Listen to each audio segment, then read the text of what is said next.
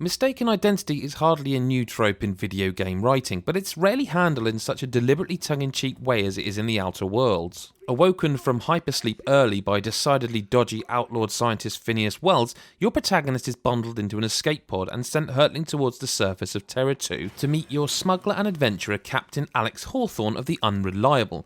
Unfortunately, after a rather unfortunate series of events, you're soon calling yourself Alex Hawthorne and taking control of his freighter.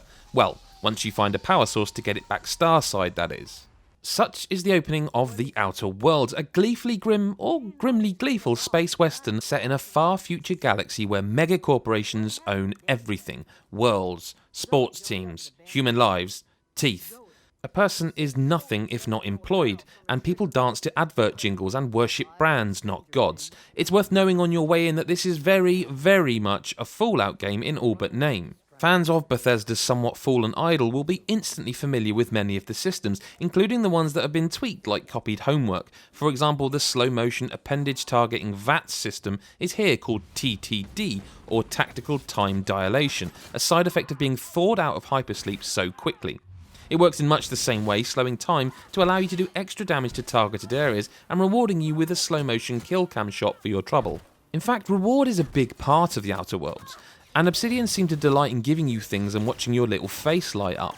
New weapons and weapon types come at you thick and fast, you level up at a fair pace, unlocking a new perk at every even level, and you earn XP for everything, even for locating new areas or winning dialogue roles. The loop takes hold of you early and hangs on tight, even factoring in the permanent debuffs called flaws, which work counter to perks. If you take too much physical damage in a short space of time, for instance, you could receive a flaw that sees you taking more melee damage from that point on. Some of these flaws can be refused, but if you take them you will unlock another perk point in return, so there's a cost-benefit analysis to do every time. Another system that feels similar to that certain other franchise is the dialogue. People face you square on, fully voicing their lines while you select responses from a drop-down menu. Occasionally one of your character skills will factor in, such as perception or science, allowing you to steer the conversation in your favour. Each skill has a numerical value assigned based on points you spend when you level up, and as long as the number is at least equal to the required value, you'll win.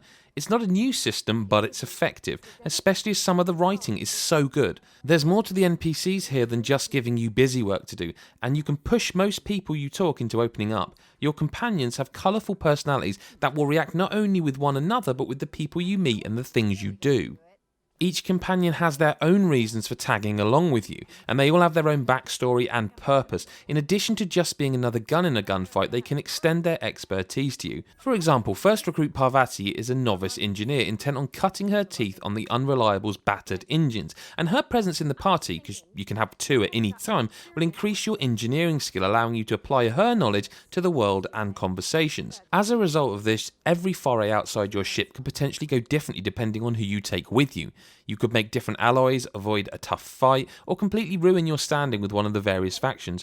I don't actually know how deep it goes, but the potential for replayability is high, which is a boon because The Outer Worlds isn't exactly a 60-hour open world epic. Areas in the game are separated, and you'll need to travel between each one in a way more akin to something like Dragon Age than Fallout. Many towns have vast areas around and between them that you can trek across, but sooner or later those areas will be walled off and you'll need the Unreliable to go further.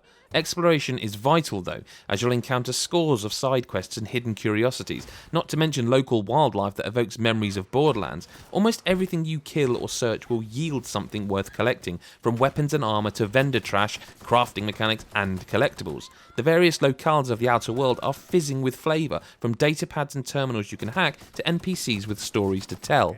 As you go through the story, you'll align yourself with one or more factions vying for various end goals, either greater control of the system, freedom from oppression, or maybe just better quarterly finance reports.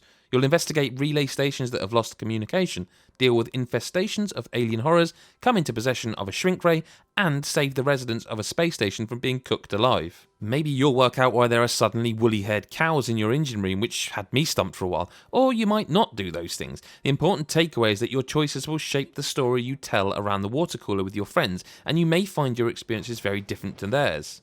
Stealth plays a part too, offering you even more ways to approach situations. Interestingly, you'll receive a device early on that projects a holographic cloak around you, which allows you to disguise yourself as various different guards or personnel provided you have the data card to do so.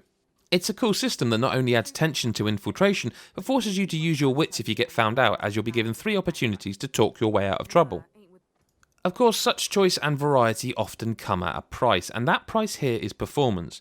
I want to be clear that compared to other games of the genre, The Outer Worlds feels refreshingly polished. NPC models use the character creator, but the lip syncing and expressions are above average, as are some of the performances.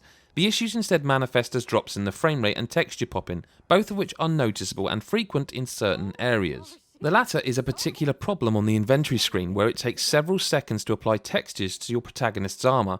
I haven't encountered any actual bugs or glitches though, which is surprising considering how beautiful The Outer Worlds looks a lot of the time. Environments do reuse assets quite a lot, especially in settlements where you'll often see the same exact room with some of the furniture rearranged in 2 different buildings, but my word, some of the skyboxes are breathtaking. Ultimately, if you've played a Fallout game before, you won't be surprised by many of the Outer Worlds' systems and features, but each familiar idea is tweaked just enough to feel different, if not unique. A wealth of side quests and places to explore ensure you can never quite predict what's over the next horizon, and some surprisingly intelligent and thoughtful writing shoots a bolt of maturity through the satirical atmosphere that provides levity and occasionally pause for thought. And what's more, it's so confidently written and lovingly made that you'll almost certainly want to go back for another adventure when you're done. A spiritual successor to Fallout New Vegas in every way then, The Outer Worlds is better written and more polished than we've since come to expect from the franchise it emulates.